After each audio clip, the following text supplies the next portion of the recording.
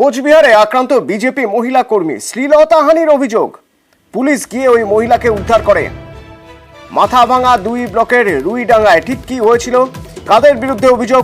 রাজেশ প্রতিনিধি আমার সঙ্গে রয়েছেন। রাজেশ, দেখো বন্ধু, মাথাভাঙা 2 ব্লকের রুইডাঙ্গা গ্রাম পঞ্চায়েতের রামডাঙ্গা বাজার সংলগ্ন এলাকায় বিজেপি করার অপরাধে ওই মহিলাকে বেধড়ক মারধর করা হয়, চুলের মুঠি ধরে ঘোরানো হয় এবং এমনকি মারধরের পরে ওই মহিলা অচৈতন্য হয়ে পড়েন।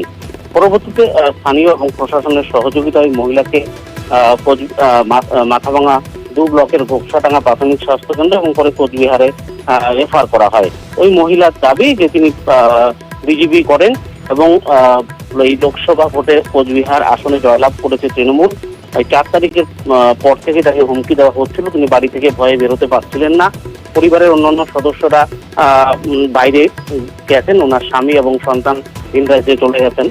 তবে এই 25 তারিখ যখন তিনি বাড়ি থেকে বেরিয়েছিলেন কাজে, সেই সময় বাড়িতে যখন ফিরছিলেন সেই সময় কিন্তু তৃণমূল কর্মী সমর্থক এবং তাকে প্রথমে ডাকে এবং পরবর্তীতে তার সাথে এই আচরণ করে, তাকে বিভৎস অবস্থায় ফেলে রাখা হয় বলে তিনি অভিযোগ করেন।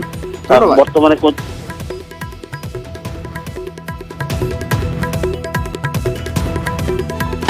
ঘিরিয়ানি করে ধরিয়ে যে পাঞ্জা করে ধরিয়ে চুলের মধ্যে ফেলে দিয়ে ঘুড়ি আর চুলের মুঠগুলো ধরে বোধহয় 1 কিলোমিটার গবরে ঠবরে নেট পড়েছে, পানির চুকবি দিচ্ছে। বিজেপি করে, ওরা টিএমসি করে, এর জন্য একটা বিষয় না জেনে তো কিছু বলা যাবে না। খোঁজ খবর নিয়ে আপনাদেরকে দেখে দেবো।